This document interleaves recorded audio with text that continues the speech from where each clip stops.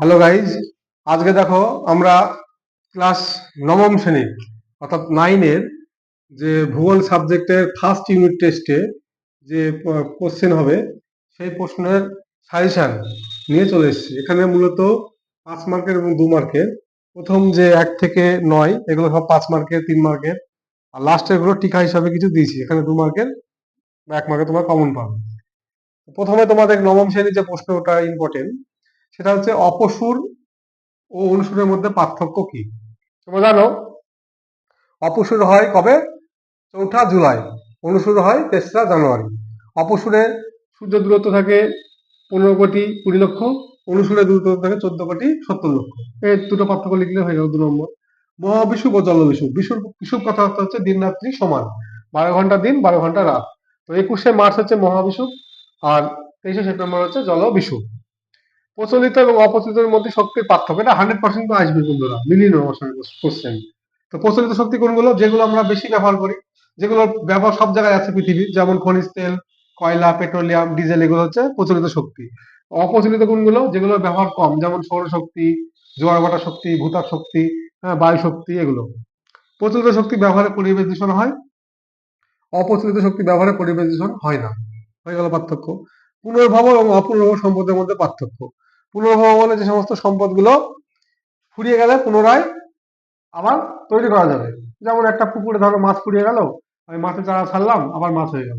কোনো একটা জায়গায় গাছ কেটে ফেললাম, নতুন চারা লাগালাম, আবার গাছ হয়ে গেল। অপুনর্ভব মানে কোনোদিন হবে না। যেমন কয়লা, খনিজ তেল, এগুলো হচ্ছে অপুনর্ভব সম্পদ। কয়লা ও খনিজ তেলের ব্যবহার লেখো, খুবই ইম্পর্টেন্ট। কয়লার ব্যবহার বর্তমানে ধীরে ধীরে বাড়ছে বলে কয়লাকে কালো হিরে বলা হয়। কয়লা থেকে তাপবিদ্যুৎ তৈরি করা হয়। কয়লাকে আমরা কলকারখানায় ব্যবহার করি। কয়লাকে আমরা ভাটার কাজে লাগাই। কয়লা থেকে বিভিন্ন উপজাত দ্রব্য তৈরি হয়। ঠিক খনিজ তেলের ব্যবহার লেখো। খনিজ তেলের ব্যবহার বর্তমানে প্রচুর পরিমাণে ব্যবহার হয়, ওর জন্য খনিজ তেলকে তরল সোনা বলা হয়। খনিজ তেলের সাহায্যে আমাদের ট্রেন চলে, তারপরে আমাদের যানবাহন চলে, বাস গাড়ি লরি চলে, এগুলো ব্যবহার। জলবিদ্যুৎ শক্তি উৎপাদনের অনুকূল প্রাকৃতিক পরিবেশ লেখা, খুব ইম্পর্টেন্ট। এটা হচ্ছে জলবিদ্যুৎ উৎপাদন হতে গেলে নদীকে খরস্রোত হতে হবে, একটা মেন প্রাকৃতিক কারণ।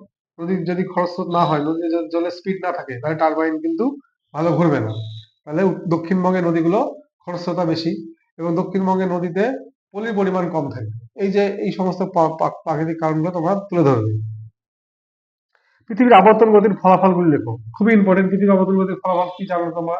যে আবর্তন গতির ফলে দিন রাত্রি হয়, সূর্যোদয় সূর্যাস্ত হয়, উদ্ভিদ ও প্রাণী জগতের সৃষ্টি হয়, সমুদ্র স্রোত ও বায়ু প্রবাহের বিক্ষেপ ঘটে। ফেরেল সূত্র অনুসারে সমুদ্র স্রোত এবং বায়ু প্রবাহ উত্তর গতে ডান দিকে বেঁকে যায়, আর দক্ষিণ গতে বাম দিকে বেঁকে যায়। এইগুলো ইম্পর্টেন্ট। সম্পদ সংরক্ষণের উপায়গুলো লেখো। সম্পদ সংরক্ষণের উপায়গুলো হচ্ছে আমাদের রিডিউস, রিফিউজ, রিউজ।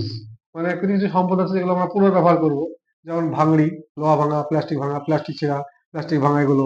তারপর সম্পদে অপচয় করা হবে না। ভবিষ্যৎ প্রজন্মের জন্য সম্পদকে সংরক্ষণ করতে হবে। সম্পদ সৃষ্টির 3টে উপাদান: প্রকৃতি, মানুষ এবং সংস্কৃতি। চিত্র সহ ঋতুচক্রের বর্ণনা দাও, খুব ইম্পর্টেন্ট। চিত্র সহ ঋতুচক্র বলতে গেলে আমাদের এই 4টে যে ঋতু আছে, 6টা ঋতু আমরা বলি, তাও 4টে ঋতু। যেমন গ্রীষ্মকাল হচ্ছে এপ্রিল মে, এই মাসগুলো, মার্চ এপ্রিল মে গ্রীষ্মকাল, ডিসেম্বর জানুয়ারি ফেব্রুয়ারি শীতকাল, অক্টোবর নভেম্বর শরৎকাল, আর নভেম্বর ডিসেম্বর বসন্তকাল। এই যে 4টে ঋতু, কোন কোন মাস নিয়ে ওই ঋতুতে কি কি দেখাচ্ছে এগুলো তোমরা আলোচনা করবে।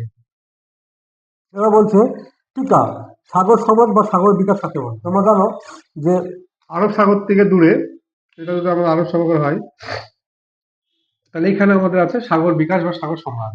তাহলে আরব সাগরে অবস্থিত যে ভাসমান জাহাজ, যার সাহায্যে খনিগর্ভ থেকে খনিজ তেল তোলা হয়, তাকে বলা হচ্ছে সাগর সম্রাট বা সাগর বিকাশ। জিওড কি? পৃথিবীর আকৃতি পৃথিবীর মতো হলেই তাকে জিওড বলা হয়। নিরপেক্ষ উপাদান কি? বলছে নিরপেক্ষ উপাদান হচ্ছে আমাদের হিমালয়ের মধ্যে উপস্থিত কয়লা খনি। তাহলে হিমালয় পর্বতের তলে যে খনি সম্পদগুলো আছে, সেগুলো তো আমরা ব্যবহার করতে পারবো না, তুলতে পারবো না। তাহলে যে সমস্ত সম্পদ আমাদের ব্যবহারের অপযোগ্য, বা আমরা সেই সম্পদটা সংগ্রহ করতে পারি না এবং ব্যবহার করতে পারি না, সেটা হচ্ছে আমাদের নিরপেক্ষ উপাদান। জিপিএস এর ব্যবহার কি? জিপিএস কথা অর্থ হচ্ছে গ্লোবাল প্রসেসিং সিস্টেম। জিপিএস এর সাহায্যে কোনো স্থান অক্ষাংশ তাকে পৌঁছে নির্ণয় করা হয়। জিপিএস এর সাহায্যে ওয়েদার ফোরকাস্টিং করা হয়। সম্পদের ব্যবহার করা হয়। এবার হচ্ছে অধিবর্ষ বা লিপের কাকে বলে। আমরা জানি পৃথিবীর আবর্তন পরিক্রমণ গতির সময় হচ্ছে 365 দিন 6 ঘন্টা। এই যে 6 ঘন্টা থেকে যাচ্ছে, এই 6কে আমরা কি করছি? 4 দিয়ে গুণ করছি প্রতি 4 বছর অন্তর। তার 4×6 = 24। এই 24 ঘন্টা মানে একদিন। আর একদিনটা কি হয়? ফেব্রুয়ারি মাসে যখন 28 থেকে 1 বাড়িয়ে 29 করা হয়, তাকে বলছে লিপিয়ার। তাহলে কাকে বলে লিপিয়ার? তাহলে যে বছর ফেব্রুয়ারি মাসটা 29-এ হয় এবং যে বছরকে 4 দিয়ে ভাগ করা হয় তাকে বলা হচ্ছে লিপ ইয়ার। তারপরে রবি মার্ক কি? রবি মার্ক হচ্ছে, আমরা জানি সূর্য মূলত পূর্ব দিকে উঠে পশ্চিম দিকে অস্ত যায়, কিন্তু তা না, সূর্য যখন উঠে তখন পূর্ব দিকে বেঁকে ওঠে, আবার যখন অস্ত তখন পশ্চিম দিকে বেঁকে যায়। এই যে আপাত দৃষ্টিতে সূর্যের উদয় এবং অস্ততে যে একটু দিকটা সঠিকভাবে হয় না, একে বলা হচ্ছে রবি মার্ক। বামন গ্রহ কাকে বলে? যে সমস্ত গ্রহের আকার ছোট, যে সমস্ত গ্রহের কোনো উপগ্রহ নেই, তাকে বামন গ্রহ বলা হয়। যেমন কি সেরেস, তারপর হচ্ছে আমাদের প্লুটো, এগুলো হচ্ছে বামন গ্রহ। কয়লার উপজাত দ্রব্যগুলোর নাম কি? কয়লার উপজাত দ্রব্যের নাম হচ্ছে পিচ, সাকারিন, হ্যাঁ, বিভিন্ন ধরনের কীটনাশক পদার্থ।